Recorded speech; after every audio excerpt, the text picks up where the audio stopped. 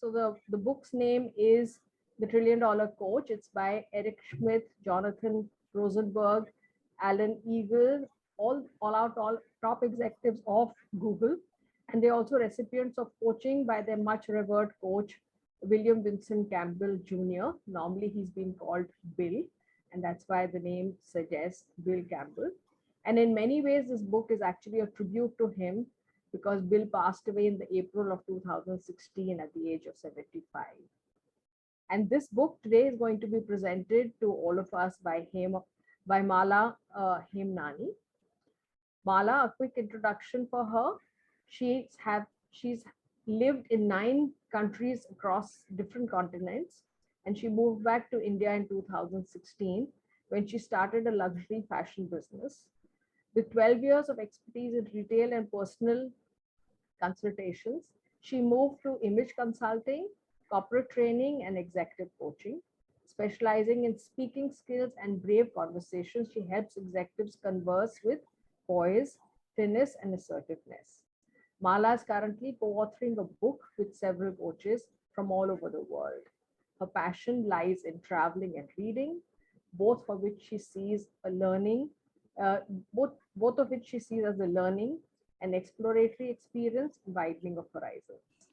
Mala is associated with the Human Wisdom Project, a global platform for coaches that encourages a resurfacing of an innate self for happiness, peace, and fulfillment. So with that, without wasting another moment, I will draw your attention towards Mala. So over to you, Mala, and take us through the learnings of this book today. Thank you very much, Anu, for that introduction, and good afternoon to all of you here. For that matter, good morning, good evening, wherever you're coming in from. Let me share my screen if I can now.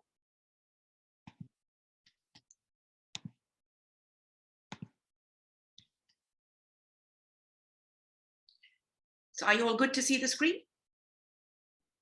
Yes. All right. Okay. So I'd like to know how many of you here actually on this call have read this book? You know, just maybe a show of hands would be nice, or in the chat.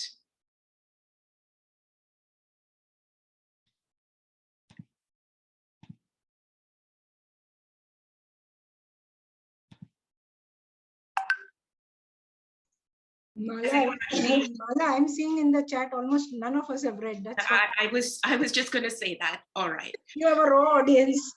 Okay. All right. No. So Mala, I have read the book. So okay. Yes, I know you have. You have. All right. Great. So which means that you could say whatever and nobody would have. Well, okay. So I'm going to take you through the book, and by all means, please put any questions you have, any thoughts you have in the chat as I go along, and we'll have some time for a quick sort of discussion at the end of the book for people to bring in their perspectives or questions on the lessons that we have from Bill Campbell. So over a decade ago, Forbes magazine put a story out about Silicon Valley's best kept secret. And who was that secret? It wasn't a product. It wasn't a software. It was a man, Bill Campbell. So who is this man, Bill Campbell? Let's understand a little bit about him. A football coach who went to becoming a sales guy, who then went to becoming a coach and a mentor. He was a coach at Google, Apple, Intuit, and several startups across Silicon Valley. He built teams and communities that delivered well over $1 trillion, and therefore the title, The $1 Trillion Coach. He actually worked with Steve Jobs to take Apple from near bankruptcy to several $100 billion, and he worked with Eric Schmidt, who built Google from a startup to, again, several $100 billion. He's coached many, many leaders, not just Apple and Google, but, you know, Dick Costello, ex-CEO of Twitter, Sheryl Sandberg, CEO of Facebook, Vice President Al Gore, president of Columbia, former president of Stanford University. Even I believe he's also coached the then CEO of eBay. And today, Google actually teaches his principles via internal seminars for emerging leaders. Let's look at his earlier life just briefly. What actually brought him here? So he was playing football in Columbia and University, and he wasn't your usual footballer build. He was 5'10" tall and about 160 pounds. So not the usual footballer kind of physique you would get. But he won great repute and great sort of recognition for one thing, and that was his on-field intelligence as a football coach. He was elected captain, and he was asked to return to Columbia as head coach. But when he did that, he actually struggled. He went through about 6 straight seasons where he lost games, season after season. And why did that happen when he had such, amazing on-field intelligence? He had, he was elected captain. He says he had too much compassion. He needed dispassionate toughness as a football coach, and I don't have it, he said. I worry too much about people's feelings. I worry that the older guy is being replaced by the younger guy. So I'm not hard-edged enough. But what he learned on the football field is what he took into the corporate world, and he thrived. So how could it be that he's gone into this corporate world? And so he actually entered business when he was about 39 years old. He took a job with an ad agency, and then he went to work with Kodak. It was when John Scully was moving to Silicon Valley to become CEO of Apple. He asked Bill Campbell to join him in Silicon Valley, and Bill actually moved. And in time, Bill then became the CEO of Intuit. So what is it? How did he flourish as a giver in a field that rewards takers? Did he have to go from this dispassionate toughness to compassionate tough love in the corporate world? This book really is about being that person where, we talk so much about compassion today. So being that person where you have compassion, but you also have the toughness to survive in this, competitive world where there's constant creativity and innovation. What was strikingly different about Bill, which is what Intuit co-founder CEO Scott said, is this is why he asked Bill to come to Intuit and finally became CEO of Intuit, was Bill had a very strong belief in the diversity of people. He believed in everyone's story. He absolutely believed that it doesn't matter where you're from, who you are, what your background is, you have something unique to offer. So he didn't have that cookie cutter approach to developing people. As coaches, we develop people. He actually appreciated the fact that every single person had a different story and a different background. And people at that time, this is more than a decade ago, this was quite novel then, to actually move away. I'd just like to talk for a minute or two about his funeral, because there's something very special that tells us something about Bill. So at his funeral, when he passed away, there were about 1,000 people there. Every single person at that funeral thought they were Bill's best friend. That's how he made everyone feel.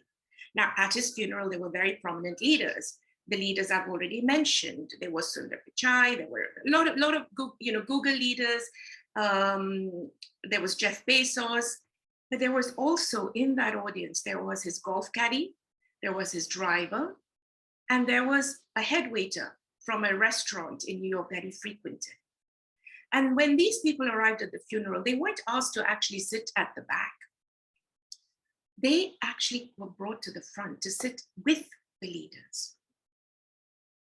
And in fact, to the point in the book, it's even mentioned that his caddy, Bruno Fortoso, says, I know I was sitting to some guy who runs Google. This is how they were actually placed together, which tells us a lot about him. Now, who was going to give the eulogy? Who was actually going to speak about Bill?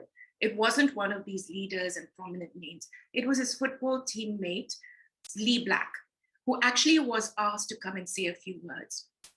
And what Lee Black did is, so Bill had something called the signature hug. He had this habit of just hugging everyone. Tough guy, you know, raises the bar for everyone, has his expectations for you to be your absolute best, but he had this uncanny warmth. And so what Lee Black did in that funeral was he said, I want everyone here now, at the end of his speech, to give each other a hug. And that's how Larry Page, the co-founder of Google, ended up, and CEO of Alphabet, ended up hugging the caddy, Bruno Fortoso. So as now we go into the lessons of the book, I would like to say something, if I may. I'd like to suggest something. This book is not just about taking lessons. It's actually going beyond the lessons. And what I request and suggest here is that to take the most from this book is to try and get into the headspace of that feeling of those lessons. Those gems that Bill Campbell created are being practiced today. So he was ahead of his time.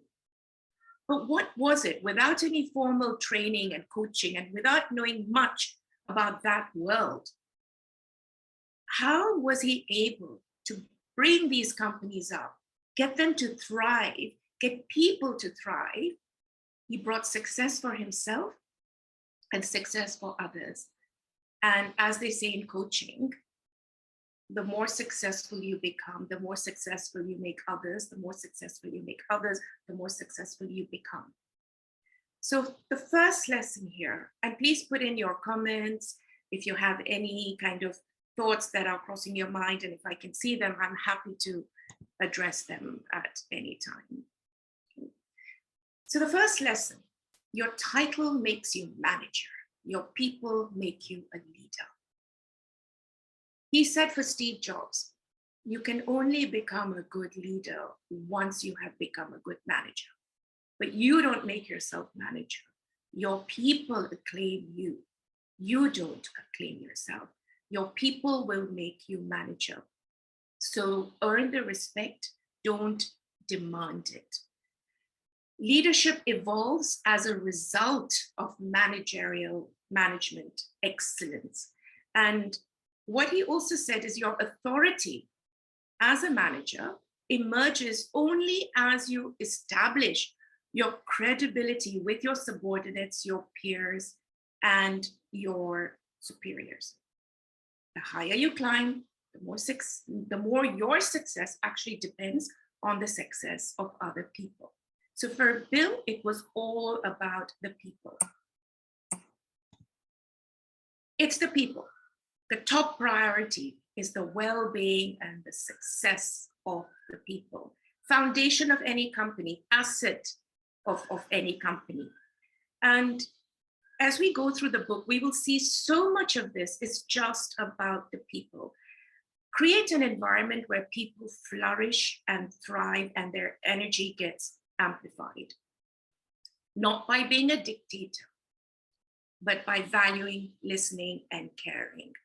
Help people to be more effective in their jobs. So what did he do with people exactly? We know he says it's all about the people. You've got to be a great manager, but to be a great manager, you have to first, get the okay from the people. It's all about the people. So what did he actually do where people are concerned? So these are the few things I'm going to actually run through.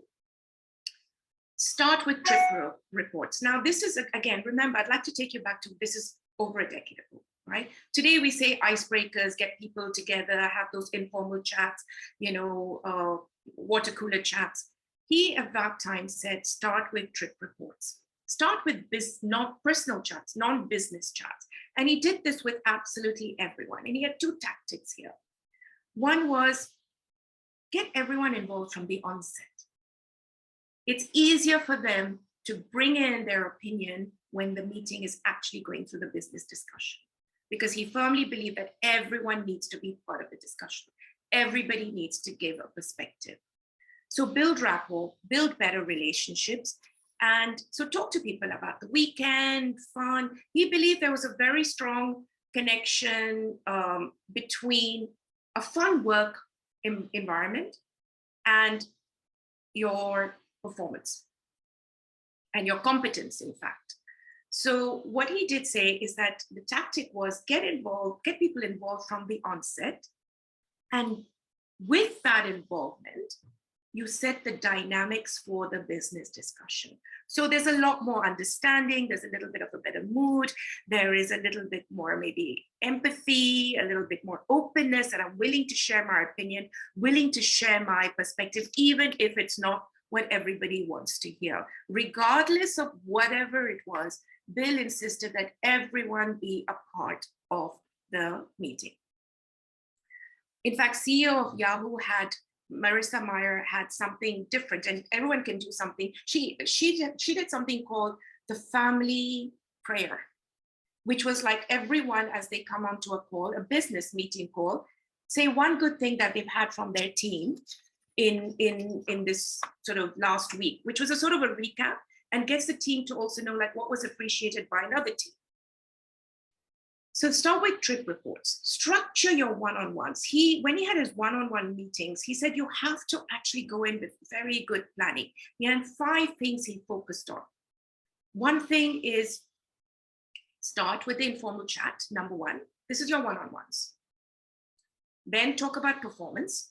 So what's happening, what's working, what's not working, what do you think I can do, how can I help? Then go into peer relationship, because he very strongly believed in the peer relationship. So go into the peer relationship. It was more important for Bill what your peers thought of you more than even what your superiors thought of you, because that's where you come together and that's where you thrive. You're working with your teams all the time. Then he went on to discuss teams. What's happening with the teams? Do they have direction? Do they have clarity? Do we need to, if they don't, do we course correct? How do we do it? What do we need to know? What is being said? What is not being said? And the final topic he touched on in his one-on-ones was innovation. How do we balance innovation and execution?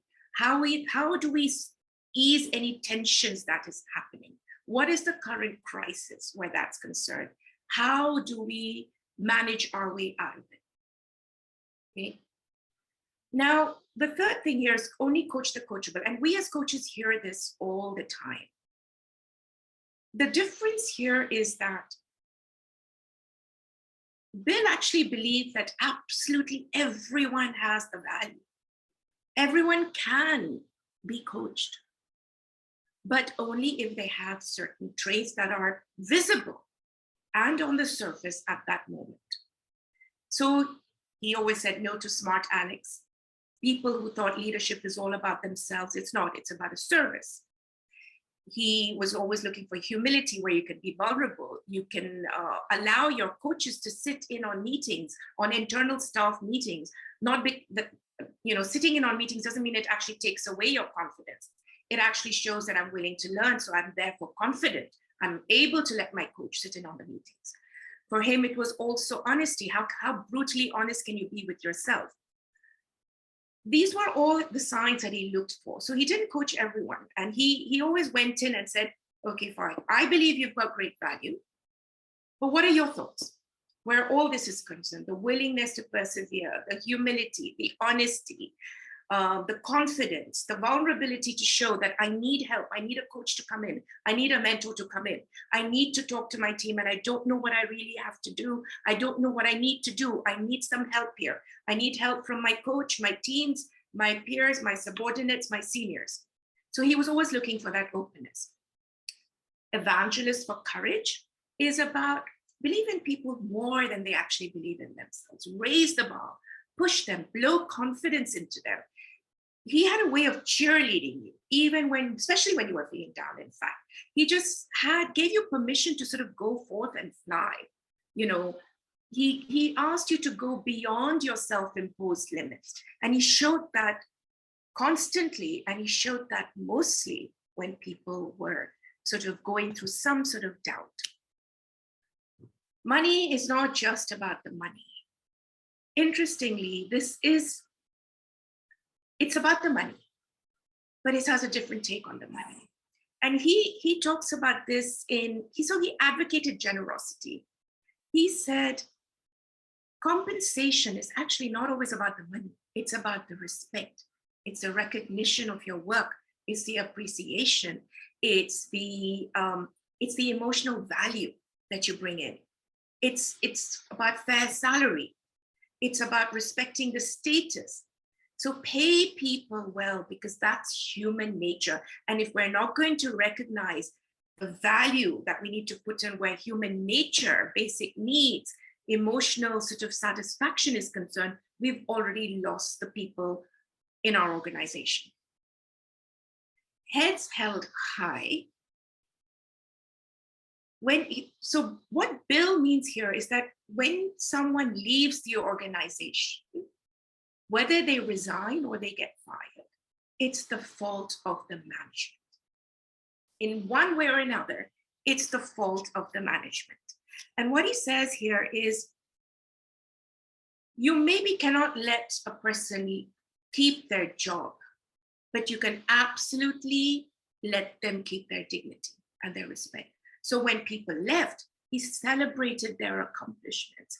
He suggested, send internal memos celebrating and acknowledging, recognizing the accomplishments. What this does is it actually gives a positive impact to the people who are still with you. The people who leave normally still have an ongoing relationship with the people who are still working.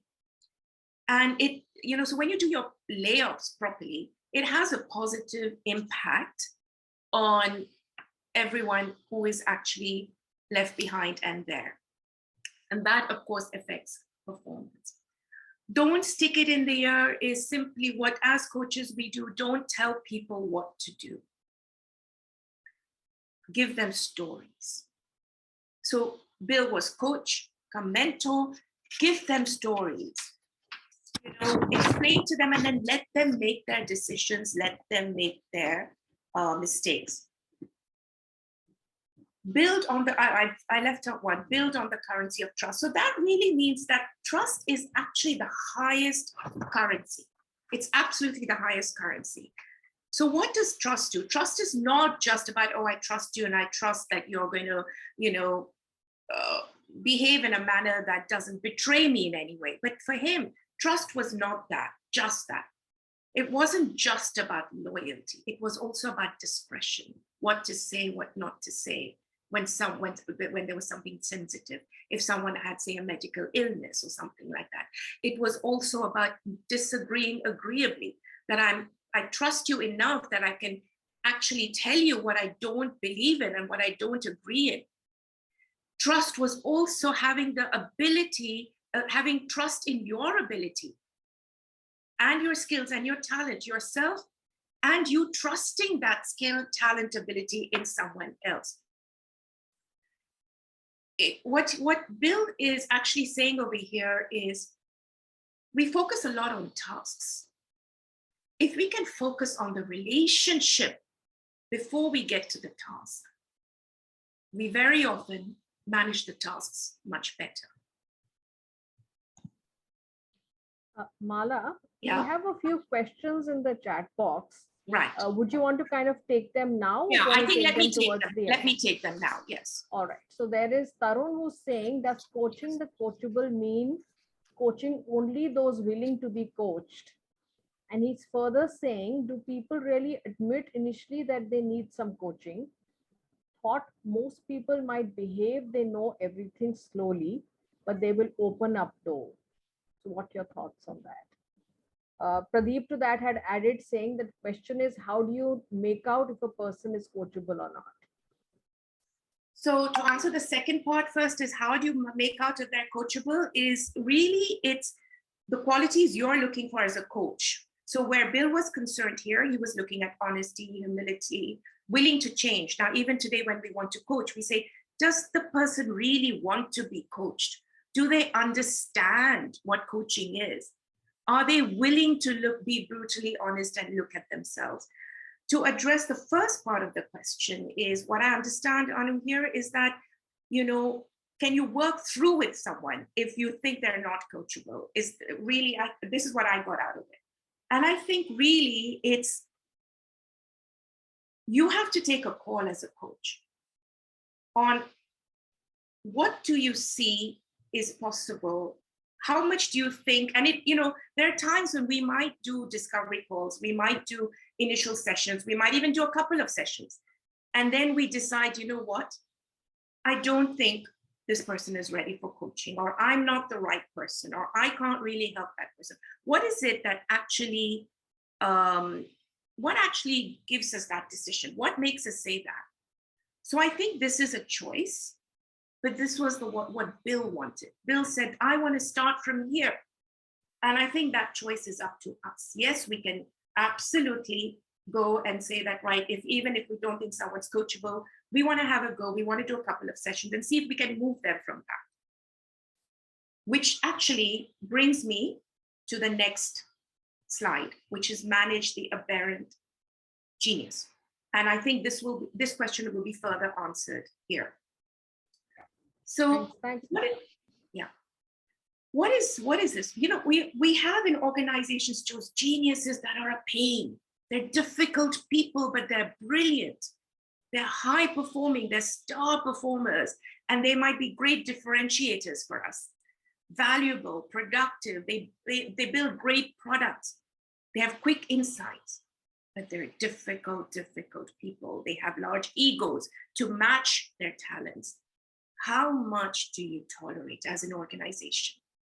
So Bill's view was tolerate them and even protect them as long as the behavior doesn't become unethical or abusive. Tolerate them until a point where their value outweighs the toll they're taking on the behavior, the toll that their behavior is taking on the organization, on the colleagues. So manage them in a way that doesn't disrupt the company. Now, what he says here, which goes back to the question we just had, is we could decide to master the art of, coaching them past this painful, difficult behavior so that we hold on to them, these geniuses who are very, very sort of valuable to the organization for their brilliant work, and coach them past that. But there's a point when you come to decide that, what is it when I'm actually going to call it today?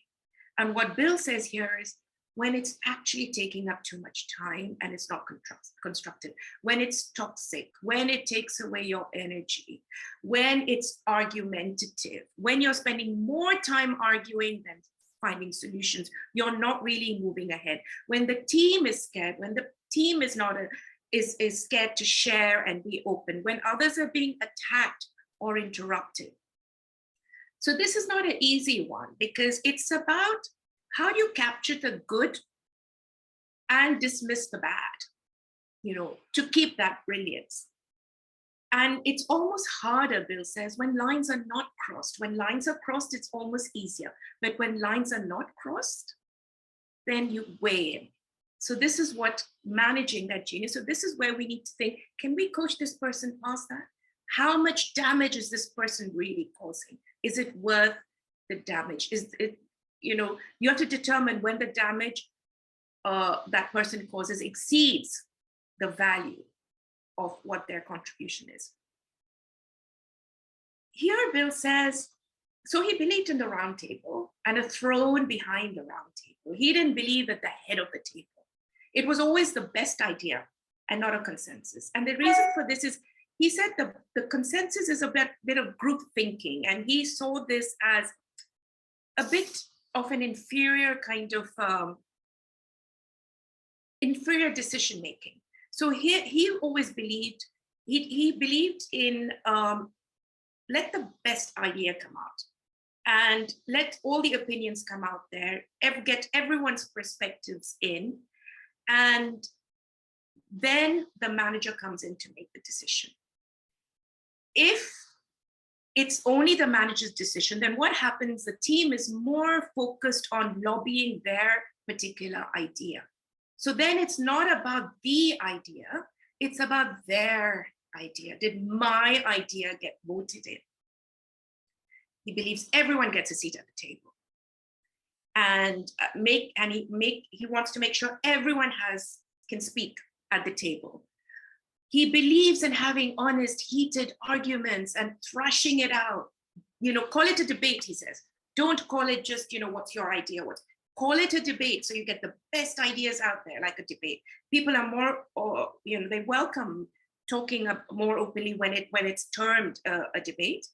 And, they're more likely to share. Let the fireworks happen and then let them subside, and you'll get the best ideas. He also has something called, I think it's called the rule of two, where he says sometimes when you need to have a decision, you put two expert people together and you give it to them for a week, give it to them for 2 weeks and say, go thrash it out, get your resources, get your ideas, get your whatever you need to do, come back to me with a decision. And usually what happens is they tend to sort of find a way to come back with a good decision. So what Bill believes here is that once the decision is made, everyone commits to it, even the people who are not on board. You get everyone to commit to that decision. What happens also sometimes, there's a part in the book where actually he says he advised one of the leaders who said, this is interesting to just note that he said, so she was a CEO and she said, but I know the answer, or she was a leader of a particular division. And she said, I know the answers. And he knew she knew the answers and they were the right answers. But he still encouraged her to go into those meetings and get everyone's perspective. Because you're giving them the confidence to speak out, feeling valued, feeling like they were heard, and you learn something about them. You may also get a completely different perspective. Innovation is where the people have stature. So here he believes the purpose of a company is to build a product vision to life. And everything else is in service to that product. The finance department, the sales team, the marketing team, it's all about the engineers. He talks about a story where he was at Kodak, and if you all remember, I don't know if you all remember this, but I certainly do. So we used to have those cameras where we used to put a film in, and we used to buy a roll, put it into the camera, take pictures, then go and have it developed, Kodak. So it was all a process. Now, Bill was working there, and then Fuji, the Japanese company, came out with a better product. Their pictures were sharper, their pictures were better, you could develop the film more quickly. And they were thinking, what do we do? How do we compete? They didn't go and tell the engineers what to do. They went to the engineers and they said, this is the consumer. This is what the consumer wants. Fix it. What can you do? Get creative. They didn't think we're going to tell them do this and make this sharper and do that and get a film like this. They left it with the creative team, those people who have the intelligence to sort of get creative and create these products. So also when he says give them stature is not only giving them the space, but giving them the position. Meet them regularly, have the leaders of those teams meet the CEO, take them out for the pizza and beer, have those one-on chats. That's when you really get to know that they get more creative, they're motivated about what they do. So that's about innovation. Now, we've talked about people, let's talk about team. Most important is team. Everything is about the team. And how do we hold teams together? Now, Bill says here that when people get more senior, there are always egos, a competitiveness that comes in, ambitions set in. You're thinking more about yourself. You want, even if you're not more senior, we're always thinking about career advancement. We're talking about office size, location, where are we placed? What's our salary? What's our bonus? Do we have more resources? Do we have more glory? And it becomes so much about us. And it's tempting to pursue those goals. But Bill says, if you can get your team to have one common vision and build a community and be obsessed by that vision, those are the teams that will thrive, and that's how you will thrive. So we have something like, he talks about the smart creative, and those are the kind of people we need in our organizations. We do need people, that breed of employee who's sort of business savvy, technical savvy. He has, he has that creativity, but he's also got the business element, but there's something else. And the other critical factor is the building of the community. It is building teams, integrating them so that they actually feel like a family and they have that one dream together. When there's tension in building those teams, he says, thrash out that tension, because tension is not always bad. Interestingly, he says, tension can be good. And he converts that, because lack of tension sometimes is fading into irrelevance. So tension, in fact, piques you and gets you going and saying, no, I'm going to overcome this. And that's when you actually come together. It's almost like in our family. Sometimes to get closer, you've got to thrash it out, So it's really, if we just think, I asked you in the beginning to think a little beyond. If we think about people here, he talks about smarts and hearts is, higher will, people who are really smart, but they're also got the compassion. So he says, look out for little things. Look out for, does the person mostly say, I do this, I did that, or is it more me? Does the person get excited about somebody else's success? So listen to these small things which will tell you, these are the people and these are the future managers, these are the future leaders. He believed very much in gender diversity. He believed if you get the team right, you will solve the problem. We normally get to the problem right away. And if you just ensure that the right team is working on that problem. So when there was a problem at any of these companies, he always said, who is the team first? Who is the team? Even if it's a conversation that needs to happen, who's the right person who's actually going to go and make that conversation? Because that makes a huge difference. Pair people up, peer relationships. He was very, very, throughout his book, he talks about pairing people up. And pairing people up who actually normally work together. That's how you build the relationships. That's how teams come together. We focus so much on, how do we actually take away that tension and bring teams together? Take two people who've never worked together before, put them together and assign them a project, assign them a decision, assign them a task, leave them to do it. It will develop some sort of trust. And this sort of filters out and translates into the larger team and into the organization. Fill the gaps between people is really notice any cracks that are happening. And here we need the intuitiveness of a coach. So what it is he says, talk to people behind the scenes. Bill, when he was at Google, or I believe at Apple, he used to walk the hallways, go into the cafeteria, anywhere. He would always talk to people. And, as coaches, again, we've learned to notice signs, body language, the mood of a person. Get into it and see what's happening. Is there a problem here? Is there a gap? Because sometimes that gap can be simply an email that was misunderstood. It could be a text message that was received in harshly, and it wasn't meant to be harsh. And so look for patterns, look and assess those situations so that you can actually fill in those gaps between people. How are you doing for time so far, Anu? Yeah, I was just, so we are at the 45-minute mark. All right, okay. So we need to kind of say, but 5 minutes to wind up. We also need some time for discussion. Yeah. So and wrap up. Yeah, 5 minutes. Yeah.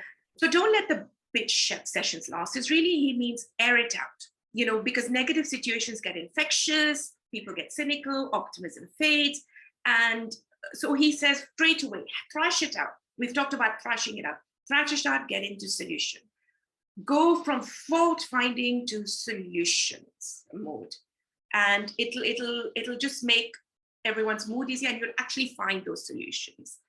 Lead on first principles. So this is, every company has its immutable truths, the foundation of the company. Don't lose that. So always ask when you're making a decision, are you compromising on it somewhere? Are you somewhere not honoring it? No gap between statement and fact is, so what I love about this is that Bill had a way of giving honest feedback. And I don't even call it honest, I call it brutally inspiring, because it was honest, true, but it made it, and constructive, negative feedback, but it made you feel like, wow, I can do better. So master the art of giving honest, true feedback, but where you can actually motivate the person. Then the usual things, never give it privately, always make sure there's psychological safety. He says in the book, a great boss is one who says what he really thinks in a way that makes people think you really care. So you can be brutally honest, but show that you really care. Solve the biggest problem in the room is about the elephant in the room. Bring it to the forefront. Don't sweep it under the carpet. That's the first thing we need to sort out. So tackle the hardest problem first. If it simmers, you're going to lose it.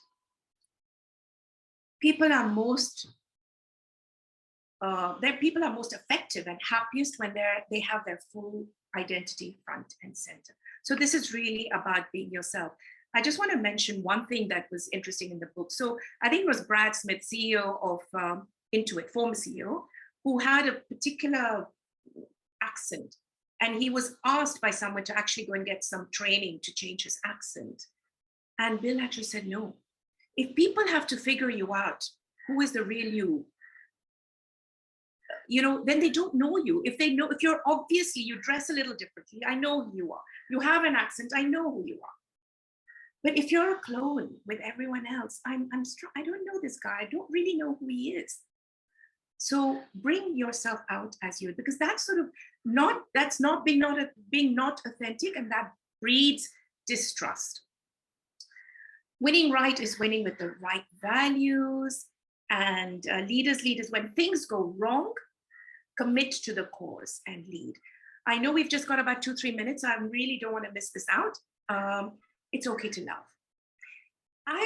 I loved this section because, we ask people when we are hiring people that, where's the passion? Do you love your work? Do you love the product? Do you love the job? But we cancel out the love where it's people. How do we expect people to be passionate, absolutely love their work, love the product they're building, love the environment, love the team, but actually not be able to demonstrate that love? So that love that you have for the work you do, he marries the two, and it comes into the love in general, because we sort of shy away from the touchy-feely, can we show emotions, can we show love, it's, but and it's a word we always feel, gosh, should we talk about it? But actually, he actually encouraged this and said, because people are people. Give yourself the permission to be empathetic, and to care about people, you have to care about people. Clap. Don't give them a dry, revenue-driven response. Clap no matter what the occasion. And there is something called the BCC, which is the Bill Campbell clap. And they actually practice in some of the organizations today. Love the founders is simply don't lose vision. So when Steve Jobs was asked to leave, Bill fought for it, because he said, how can you let the man who's the absolute vision go away? Because we need that vision. And he actually told one of the CEOs that, look, work with the founders, because one day you may be ex-CEO, but the founder will always be the founder. They're the ones who have the vision. So hold a special place in your heart and a reverence for the founders, because they're the ones who made it happen. They're the ones who have that dream. Build communities, we've already discussed this. So really build them. Bill had a weekly thing called TGIF every Friday. It was in one of the sports bar, and he got everyone to come. But you know what he did? He actually asked everyone not to come with an agenda. And he asked everyone, do not network, do not come with a business mind. We're just going to talk, laugh, drink, eat, have fun. So build communities, and finally pay attention to human values. All the human values, not the ones we think are, this is even about money. This is even about appreciation. This is about love and family. So he cared. If he was talking to Sundar Pichai, he would ask, how's your father? How's your family? If he was talking to anyone else, he would visit them if people were not not well and they were in hospital. He always showed up. So show up, pay attention to those human values that drive us all, because we are at the end of the day working with humans.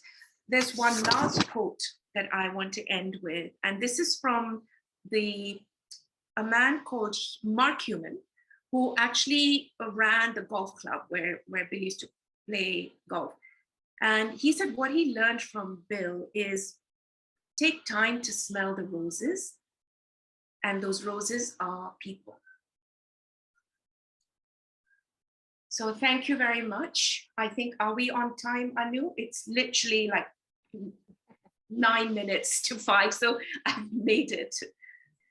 So thank you so much, Mala. I think since I've read the book, it was just like a movie you played for us, and it was complete recap of the movie from start to finish, and so well narrated. So thank you so much for that, Mala. And I think for everyone who've not read the book as yet, and if this has excited you enough to pick up the book and read it, I think please do. I think Mala has presented a beautiful synopsis and also some details of the book, which hopefully should excite you to actually pick up the book and read it. So thank you so much for doing this, Mala. You're We welcome. do have a lot of questions, and we will kind of also address some of these, and we can also discuss some of these questions which Mala has on the slides, which could be discussed. But before that, and before everybody decides to leave, I'm going to put up a feedback poll, which I would request everybody to answer. And as we are answering that, also think about some of these questions which are here on the slide. And also, then we can kind of take these slides off, and Mala, we can have people come in and interact, ask you questions, and we will then soon be time to kind of leave. So very quickly, take about a minute to answer the feedback poll. I hope you all can see it. And yes, now you're free to kind of unmute yourself, discuss, ask Mala any questions. I have a few in the chat box. So Mala, there were a few questions there. So people were asking about, one second, about how much, I think there were a few comments which said, Pradeep said, never try to change the person, focus on changing the behaviors. And Mural said that, yes, it was interesting. I had another question. So yeah. Tarun mentioned identifying strengths of team members and using their strengths to execute the bigger vision helps to achieve the final goal. Any suggestion how leaders can reduce tensions, if any, while pairing opposite characteristics, while pairing opposite characteristics of people? So any suggestions? And does breaking the problem into sub steps and solving step by step helps to solve the final problems eventually? I think a mixture of questions here. Yeah. So to the address about leaders pairing people and when they absolutely are opposites, as suggested by Bill, leave them, because in any way, if we try and get involved, they know they're being helped.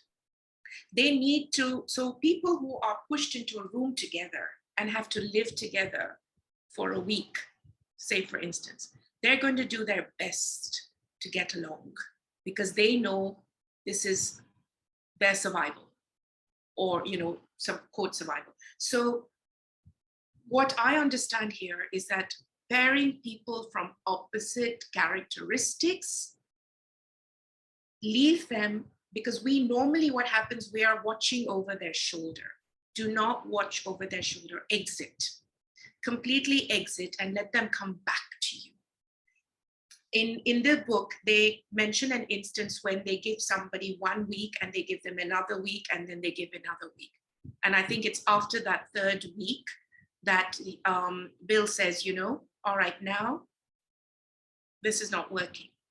But the thing is, the moment, it's human nature. The moment I know I've got a slide door open, I know I can exit, that's my door to go out. So shut the doors and give them a worthwhile task, give them a worthwhile project, or a good decision that they need to make, and pair them together and let them be. I hope that answers the question.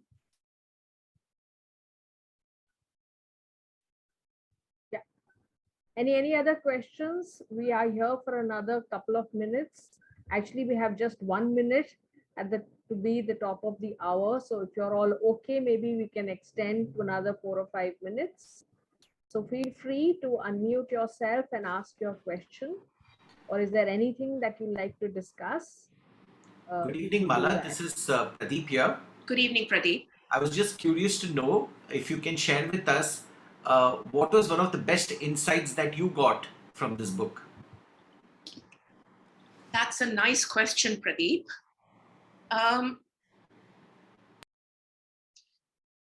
For me, it was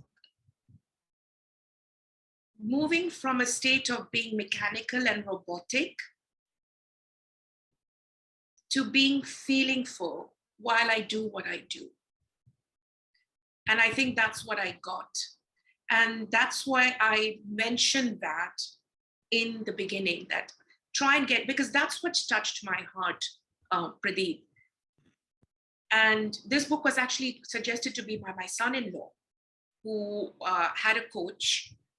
And, at that time I read it many years ago. And then when I read it again, I said, what is really there in this book? Because we're told this lesson, leadership, compassion, authenticity, team, but what more is there? Because look what amazing, they say there'll never be another Bill. So where's that other Bill that I want to find? I want to find this man. And I think it was that, so that pretty was for me to feel on the decisions that I make. And that's my learning from this book. I have John who has raised his hand. Go ahead. Yeah, so Mala, hi. Hi, how are you, Johnny? Good, thank you. Thank you. That was a good summary of the book. I've always been wanting to read this book, and thank you for this session. I had a realization as you were talking about the coachability. So for me, my experience is the coachability is the coach's ability to coach, and it has nothing to do with the coachee. So I thought I'll share that observation. I have had many coaches, coaching sessions who were challenging, and that increased. I looked at how better can I become a coach, my ability to coach. So that's how I received this term coachability as a coach. I just wanted to share that insight with you. That's wonderful, Johnny. It's wonderful and it's credible. And I think it's a decision we as coaches all have to make. There are times when we say yes, there are times when we say no to coachees. And it's a decision we have to make on what do we want to really, and it has also something to do with the way we choose our niches, in a way. I see it that way. We choose our niches because we know that's what resonates with us. And sometimes in the same way we choose our niche, we may be choosing a particular point, when we say we want to do only senior leaders, or we want to do management, or we want to do students. I think it's in a similar way, so it's really everyone's choice. And that's amazing. I agree with you, Johnny. Thank you for that. if I may add to that, I have a slightly different perspective, Johnny. So it's about, I think you can bring the horse to the water, but you can't make it drink. So it's a little bit of that as well. I have had some of the coaches who have been sponsored. I think coaches who are paying from their own pocket normally will not be in that category of not coachable. But sometimes I've had a couple of people who have been sponsored and who've been just put into this thing of go get coached. And then the readiness of being coached also is very, very important, because Right. it's the coach's journey, it's the client's journey. Yes. And I as a coach can only bring them to the water, but I Right. can't force that water down their throat, right? So Very well said. Very well said. so how eager are they to make that transition? And as you say, a coaching profession itself is we are the people who partner person from moving from point A to point B. Yeah. If the person is not even willing to budge from point A, what is the coach going to do there, right? So Yeah. that's where you can then figure out, if you're not ready to drink the water and if you're not ready to budge, Yes. then I would So say, okay, give yourself more time, and when you're ready, we will come back. absolutely, absolutely. So the point that you brought in, the analogy of the horse and the water, is so beautiful here, because what I then take on to myself is to make the horse thirsty Yeah. and then bring the horse to the water. I So knew that that's was what coming. Yes, Yeah. yes. Yeah, because so that's the readiness, right? So I need to be ready to do something, because end of the day we say, as clients or as coaches, they need to do the heavy lifting, and they need to do, and it's their journey, their time, their everything. But if they don't consider that important enough and they're not willing to do anything about it, then little can a coach do there. Yes, and it's also about, are they ready? Yes. Like you said, it's a journey. Are they really ready? So that's also an important question to ask. All right. So we are 5 minutes above time, and I don't want to kind of keep all of you waiting. But if you do want to stay back for another 5 minutes, we can do that. Mala, how are you placed with time? I'm fine. I'm all right with time. So I will, in the moment, officially close the session. Thanking Mala one more time. Thank you for this in-depth, detailed summary. I would not call it a summary. I think you literally gave us the entire, as I mentioned, entire, moving picture of the entire book. And it's really refreshed everything in my memory about reading that book. I also would like to say our next session is going to be on the second Wednesday of June, so which is, I think, 8th of June. And the book that I would urge each and every one of you to actually pick up and read, so that it makes this discussion so much more interesting and we hear so many different perspectives. So the book is The Atomic Habits by James Clear. This is the book. I have it with me. So please see if you could get a copy, any hard copy, soft copy, anything is possible. Read it and then come for the discussion, which makes it so much more richer. And we will love to see you back on the 8th of June. So with that, I'll officially shut the recording and we can linger for another 5 minutes and then we are good to go.